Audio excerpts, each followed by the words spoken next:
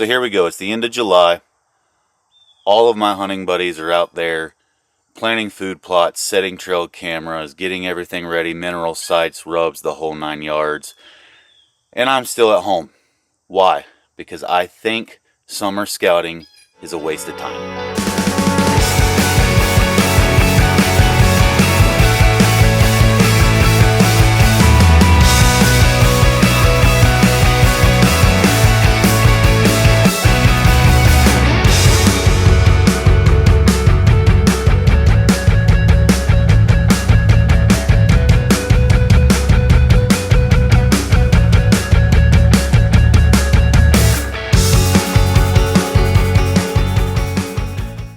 Now, before you go and send that comment down below, just know that I was getting your attention.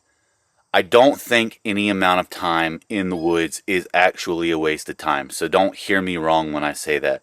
But today I want to kind of explain to you why I am not summer scouting this year, why I haven't really been summer scouting in the past couple of seasons, and why I think maybe summer scouting is not necessarily for you if you're in the position that I'm in. So primarily, I'm hunting in the same spots year after year after year. Maybe not the exact same draw, the exact same valley, or the exact same ridge top, but I'm in the exact same forest structure every single year. I'm on the same WMAs, I'm on the same private land. I know exactly where I'm going to be before the season starts, and I'm pretty confident about where I'm going to be at any given point of the season, whether it's early season or late season. I generally know where I will be focusing my time. So, for me to go in there all summer long is a little bit of a waste of time because I already know what I'm going to do.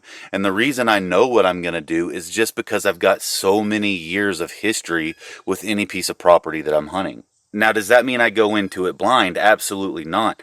Maybe a month before season gets here, or a month before I know I'm going to go start hunting that property, if it's a later season property that I hunt, I will either get out there and try to skirt the outside of it, the perimeter of it, if you will, and see if they've, done anything. Storms have come through, clear cuts, things of that nature. I'll get on maps and see if I can find anything like that. And where it's legal, I'll actually get my drone up and kind of take a peek and see if I see any crazy tree blowovers or anything like that. But I'm not actually going to get in there and walk through the same chunk of mountain that I've walked through year after year after year. And the reason why is because I know when season gets here, I'm already going to be slamming these deer with a lot of pressure. I'm going to be in their face. I'm going to be getting aggressive. I'm going to be getting in their bedding area. So I kind of want them to have that safety throughout the summer. I want them to know that, hey, this is my safe space for a reason, whether it's a feeding area, a bedding area. When it comes to rut time, if it's a staging area for rut activity, I try to leave it alone until I'm actually going in there to hunt it. The great part about us being in 2026 is we have so much technology that we have a one-up on the guys from just a couple decades ago. We have the ability to e-scout. We don't have to guess what the property is going to look like in as far as steepness and terrain. Now, yes, the argument comes up that you don't actually know what you're getting into until you're into it. A map is only so much information, and I do agree with that. But if you spend enough time looking at these LiDAR maps and looking at these topo maps, you will start to get an understanding of where you need to be, where you actually need to start hunting at, which I'll get to here in just a second. If you've watched my channel for any amount of time, you know that I'm not really big on trail cameras anymore. I'm not big on targeting deer. I'm not big on knowing exactly what I'm going after. It kind of takes the thrill out of it for me. And as I said then, and I will say now, I am not bashing the guys who do that. If you are, I pick a buck and this is the buck I hunt kind of guy, by all means continue to do that. I completely understand why you do it and I respect it. And I am not saying you are wrong. I'm just saying that that's not what I do anymore. I'm the kind of guy, I like to go in there and not know what I'm getting into and enjoy the surprises that the woods bring me. That fulfillment is what I seek, is the surprise aspect, not the cat and mouse game anymore. So, with that being said, I don't have a need in the summertime to go set cameras. I don't have a need to go set cameras on trails because I know where the trail is. And to me, that's half the battle. If I know where the deer movement is, that's all I need to know. I don't necessarily need to know every deer that moves through there. Now, granted, yes, I do have some cameras that I leave set up year round, such as the very property I'm standing on right now here at my house. I keep a camera set up. That way my kids have the ability to see what's coming through, and it's fun for them. And we come out here and we put some corn out. That way they can see the pictures of the does coming through, and they can see the turkeys that come through, and they can see the squirrels that get into our corn and things of that nature. And it's great. And we do also keep on my leased property, we keep a camera up year round. That way we can keep an inventory. But that's more or less for my old man because he doesn't have the ability, both physically and on a time aspect, he doesn't have the ability to get out there and enjoy what he actually enjoys, which is going out and seeing critters and seeing what they do. So we keep the camera out there year round for him. But as far as me going out here to these public land spots, I don't go and set cameras. A, they're probably going to get stolen. And B, like I said, I don't care to keep an inventory of what's going through there. I'm going to hunt each day just like I hunted the day before, where I don't know what could happen. I'm going to hunt the sign. I'm going to hunt the known history that I've had throughout the property for years past. I'm going to hunt the things that I do know that could be, rather than the things that I do know that I could potentially never see. And again, I am not telling you that if you like to go set cameras, you're wrong. The beginning of this video is literally just a hook. I wanted to get your attention and keep you involved on the video. If you are the kind of person who goes out there and sets cameras on these trails and sets cameras on mock rubs or mock scrapes or even real rubs and real scrapes, and that's your thing, by all means continue to do it, because you do gain valuable information from it. And I will never argue that. You are going to gain information. You're going to know what deer is coming through at any given time. You're going to know what deer is there to begin with. You don't gain that information just from following sign. But me personally, I am a sign hunter, which brings me to the aspect of how I hunt sign to begin with. Anything that I see in the summertime, by the time pressure gets on it, especially these public pieces, private is a whole different ball game.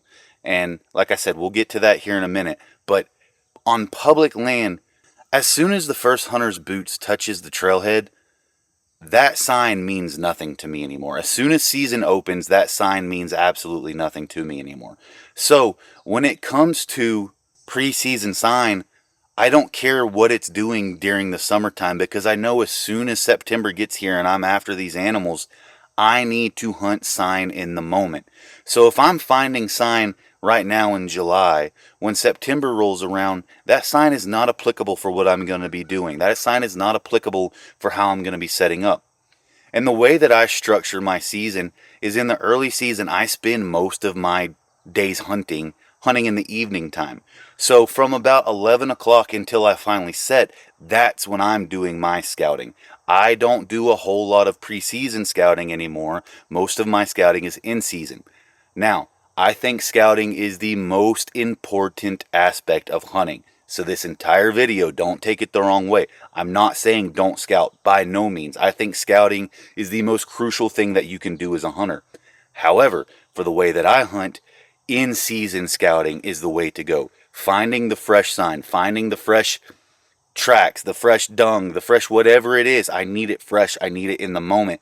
And if I don't find it, I continue to move. I bump ridges and bump ridges and bump ridges until I finally get into the sign that I want. Now, if you're going into a new piece of property, say like when I used to travel all the time, I'd be hunting new properties. Yeah, I would try to get up there in the summer if I had the time and the luxury to go up there. But don't be afraid to go into things blind. You can learn a lot by basically throwing yourself to the wolves, putting yourself in the skillet while it's hot, and making yourself learn in the moment. Those lessons tend to stick in our minds a little bit better than going out and marking something on onX, because by the time we get back to it, we're like, why did we mark that? This is not applicable at all to what I'm doing right now. So yes, if you're going to hunt new pieces of property, for sure, if you have an opportunity during the summer, go swing by there and see what it looks like. Maybe you need to bring waders, maybe you need to bring snake chaps, maybe you need to bring whatever it is you need to bring, and you're not going to know that unless you actually step foot on the property. However, if you're like me and you spend a majority of your time on properties that you know very well, It's not as beneficial as you think it is to go out there and do your preseason summer scouting. Now to my private land guys, I'm not bashing you. I understand you private land guys, you guys that are cultivating these awesome deer farms. I understand what you're doing right now, and my hat's off to you because I don't have the energy or the time to do it. Going out there, planting food plots, making hinge cuts, making water holes, all those things, it's super crucial to you. It's super crucial to the property. It's super crucial to your deer. So continue to do it. By all means, go out there, get that work in, do what you got to do. That's not me. Even on my lease property, everything that I've done 5 years ago is still working now. I don't really need to work it. Maybe next year or the year after, I'll need to go out and work the property. But for what we do here, I don't go and plant food plots. I don't really get into the whole hinge cut or water hole thing. I basically just let the woods do what they're going to do. Our lease is huge. There's a lot of people on it at any given time. So I treat it more like public land than I do private land. But again, you private land guys that are cultivating these awesome deer farms and these awesome hunting farms in general, keep doing what you're doing. Don't listen to any, if you've listened to anything I've said so far, don't. This is mostly applicable to you public land guys. I'm going to end the video with this little tidbit of information because it's really weighing heavy on me this year, and it kind of justifies everything, because there comes a point in time where I start seeing these guys on the social media apps posting what they're doing for their preseason stuff, and I almost feel a little bit guilty, like maybe I should be getting out there and doing something. And year after year I don't. And year after year, I'm successful to my own measure. Maybe not to a Buckmasters level or a Boone and Crockett level or a Pope and Young level, but to my standard, I'm successful, and at the end of the day, that's all I care about. But again, I'm leaving you with this information. Preseason summer scouting adds to the expense of what deer hunting is. And this year, I'm in a much different financial position than I have been in the past couple of years. Money is tighter. And this isn't a woe is me thing. I'm not asking you guys for help. I will never ask you guys for help financially. But regardless, I am in a much different financial situation currently in my life than I was for the past couple of seasons. So, if you don't need to do it, why spend the money? Why spend the money on the batteries? Why spend the money on the camera plans? Why spend the money on the corn, on the seed, on the whatever it is that you're spending money on to do this preseason summer scouting?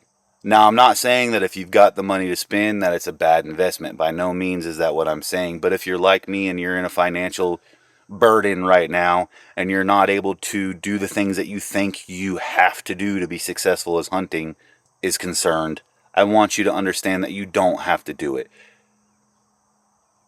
The market, the hunting industry wants you to think that this is a rich man's game. And unfortunately, it is kind of pushing that way. It is pushing into the rich man's game, the king's animals, if you will.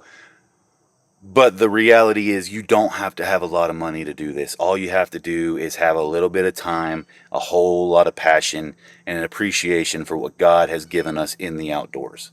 And I hope someone somewhere out there has watched to this point, and maybe they're in the position that I'm in, and it gave them a little bit of encouragement on, I don't have to do that to be successful. Now, I will say, e-scouting, absolutely do it. 99.9% of it is free, so why not do it? If you're watching this, you've got access to the internet, which means you have access to mapping. You have access to mapping services that are free, so do it. Absolutely do it. Watching YouTube videos, watching not necessarily me, but watching people who are a whole lot smarter than me talking about bedding areas or food areas or staging areas, learning what those things look like. That way, when you're in it in person, you don't second guess yourself. You know that you're in it, and you know that you need to stop and hunt. Learning what sign is, learning what fresh sign is that is applicable to your area, not what is applicable to me, because what is applicable here in Western North Carolina might not work for you in whatever geographical location that you're in. So learn the sign in your area, and the only way you can do that is honestly to see it in the moment in season.